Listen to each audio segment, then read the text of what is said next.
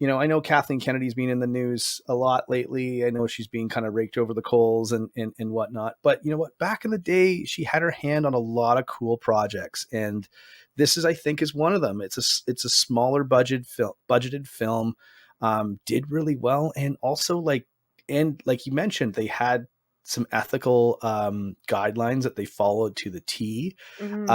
by all accounts, and didn't rely on CGI.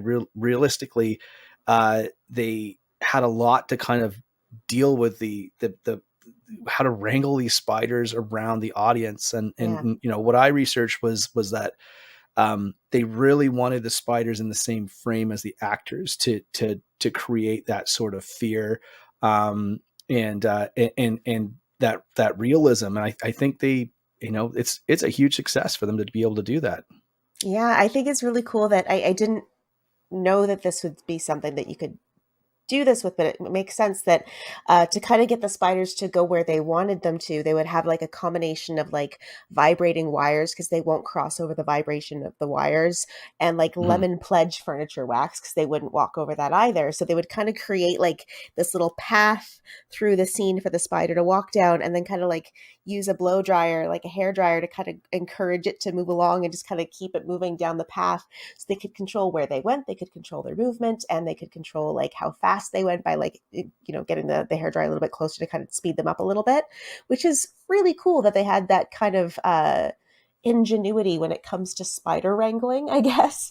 Also, apparently, like the actors were all very cool with the spiders. Like they weren't scared of them. I guess you kind of would have to not be after spending so much time with them working day in and day out. And I was reading about there's the one scene, the shower scene, where the spider kind of crawls along the top, and then it's supposed to sort of jump and land. It's just on her neck when the blow dryer is turned on, but it like Yeah, landed yeah, directly on her face. exactly. Yeah. And the actress was like, she felt it land on her face, and she's like, "Oh, this is perfect. Okay, I'm gonna hold into it." And she just like stayed with it, knowing where it was, and like kind of leaned into it and is like waited for just the perfect moment to scream. And then afterwards, it's like, "Oh, is the spider okay? We gotta like get him back out of the drain and everything."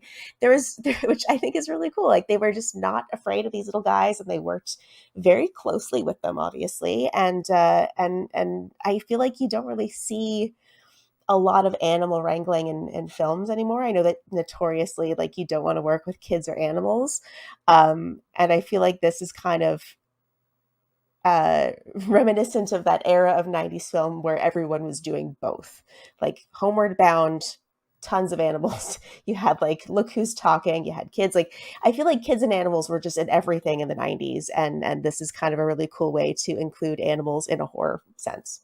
That's Yeah, popped and in Joe. and it's funny, like you mentioned the scene where John Goodman crushes the one spider with Hmm. his boot, and it's a quick cut, and they had a hollowed out boot, and actually the sound effect.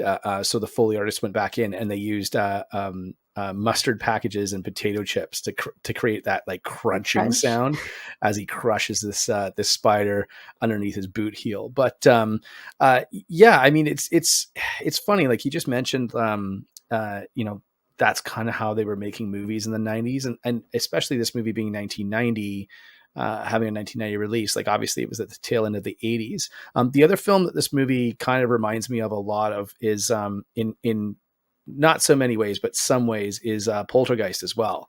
And Yeah. I just feel because, Frank Marshall, talented producer, he directed a few things. This was his directorial debut, but I feel this movie's got Spielberg's fingerprints all over it. Oh, yeah. And at least his recommendation to do a couple things. A few things of note that I noticed throughout the film.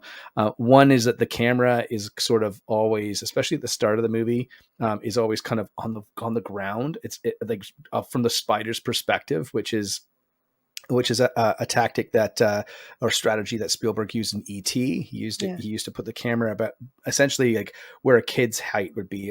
Which was E.T.'s height, right? Which is why they argue that a lot of kids love E.T., including myself when I watched it. So, but I would say like even the start of the, I felt like there was a few things in this movie that as a kid, I never picked up on. And I don't even think the last time I watched it, I even picked up on it.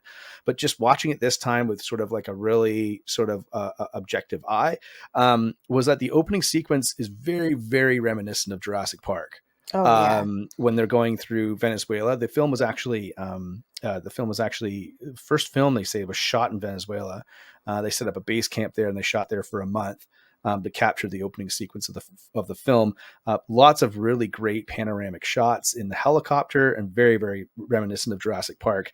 I also felt too like there's a shot of the spider, the shadow of the spider in the tent, and you see this, and that's I feel like Spielberg kind of like either kind of repurposed those ideas in Jurassic Park or Hmm. Jurassic Park 2.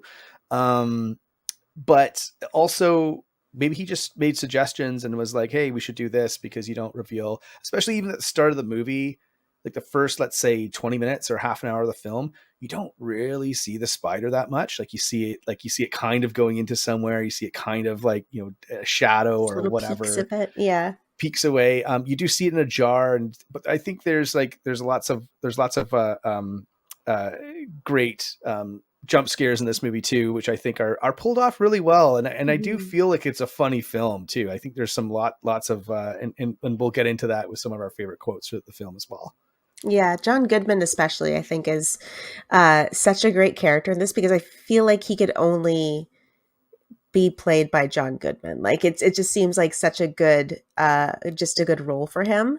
It just seems very fitting. And I just love that character. Like he's just kind of I forget what exactly the score is every time he's on the screen, but there's like this kind of like weird theme, like some weird musical theme that plays every time he comes onto screen, and it's like kind of like honky tonk, kind of goofy, like it just seems Yeah, very yeah, out of place with the rest of the score, but yeah. just sort of like roll it in like, hey guys, I'm here. And it's very kind of plucky and silly and goofy. And it kind of just tells you right away who he is as a character, along with the costume design, those excellent glasses I think he has on.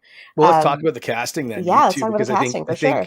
I mean he's perfectly cast. Yeah. I always loved him in the movie when I was a kid too. He kind of feels like this sort of like especially when I was watching it this time, he almost feels like he's like the fifth Ghostbuster. Like Yeah. he really feels, or he feels like he could be like Dan Aykroyd's like cousin Yeah, yeah. And or he's like, he weird couldn't get long into the lost Ghostbusters, relation. but he's like, you know what? I can do something similar. And like, I'm going to do bugs because we Yeah, don't I'm a have ghosts spider here in buster, man. California.